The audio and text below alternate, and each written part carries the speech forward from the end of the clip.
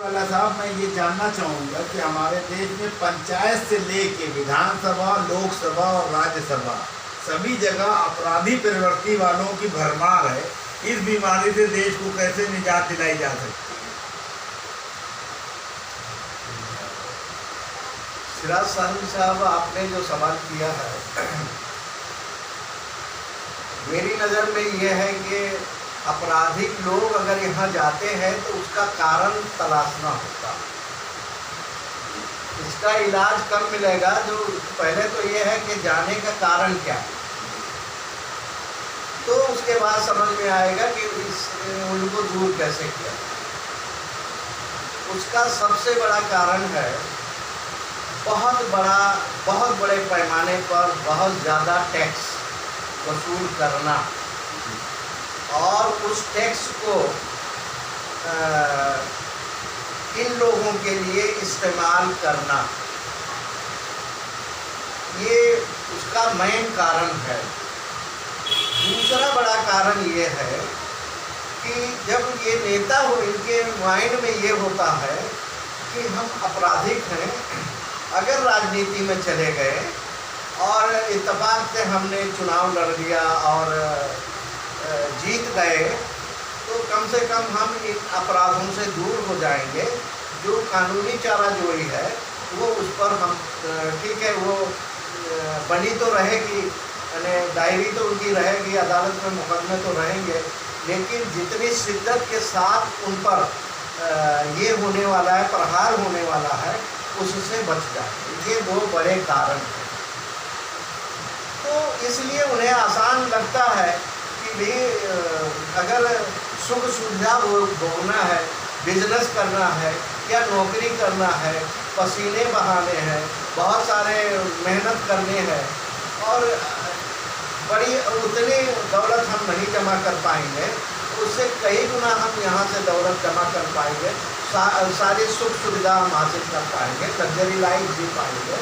तो इसलिए उनका ध्यान उस तरफ गया है कि चलो इस तरफ चलो, यहाँ ज़्यादा बेहतर अवसर हैं, इसलिए वो जाते हैं। और दूसरा कारण यही है कि हम अगर कुछ MP MLA मिनिस्टर हो गए तो हम पर जो शिकंजा होता है कानून का, वो कमज़ोर हो जाएगा और कोई पुलिस अफसर या कोई अदालत में काम करने वाले लोग उन पर बहुत सख्ती के साथ हमसे नहीं निपट पाएंगे।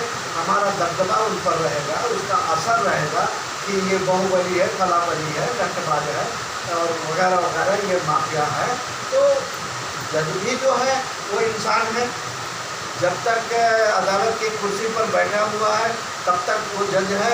उस कुर्सी के ऊपर से उतर जाने के बाद हम जैसा और सिराज साहिब जैसा और लक्ष्मी चौधरी जैसा आम आदमी वो भी हो जाता है, उसका भी परिवार है, उसके भी अपनी ज़िंदगियां हैं, उनके साथ भी ये सारी मुसीबतें लगी हुई हैं। तो इसलिए ये नफ्सियाती दबाव पड़ता है उन पर, इसलिए वो वोट खुलकर आने के लिए थोड़ा सा दिक्कतें आती हैं, ऐसा मुझे महसूस होता है। इसलिए राजनीति में ये लोग आ रहे हैं। ये दो बड़े कारण हैं, एक तो गुनाहों का लिपापोती हो जाए, उस पर जो कार्रवाई होनी है वो ना हो, और दूसरे जो मौज मजा करना है, जो सुख सुविधा लेना है, उससे आसान है। तो मैं समझता हूँ कि टैक्स सुधार में यदि ये होता है और जो गलत सलत सुविधाएं इनको दी जा रही हैं, साहब हमने तो कभी खाया नहीं है पार्लियामेंट में, लेकिन जो रिपोर्टें आ रही है, जो पकवान हमको एक खुराक खाने के लिए यहाँ होटल में 1000 रुपये लगेंगे और एक पार्लियामेंट के मेंबर को 10, 20, 25 रुपये में उसे वो पकवान मिल जाता है, उससे बेहतर बैठने का मौका मिल जाता है। तो कहीं न कहीं साहब इसका असर होता है। और जब एक कहावत है कि अगर मद का जो मद जो है, यानी हनी जो है, उसमें हाथ अगर डूबेगा तो मैं नहीं समझता हूँ कि कोई धोएगा, बल्कि उसे चाटेगा। तो जब आपने उनको मध के इसमें बर्तन में आपने उनका हाथ डुबा दिया है तो वो चाट रहे हैं, अब उस मध को हटा दीजिए, ये चाटना छोड़ देंगे और असेंबली और पार्लियामेंट, नगर पालिका, महानगर पालिकाओं में इनका जाना बंद हो जाएगा। ये मैं समझता हूँ कि चुनाव आयोग का डिपार्टमेंट है। अगर चुनाव आयोग इस हमारी राय को आपके चैनल के जरिए, आपके सवाल के जरिए चुनाव आयोग समझ पाता है तो बहुत आसान हो जाएगा।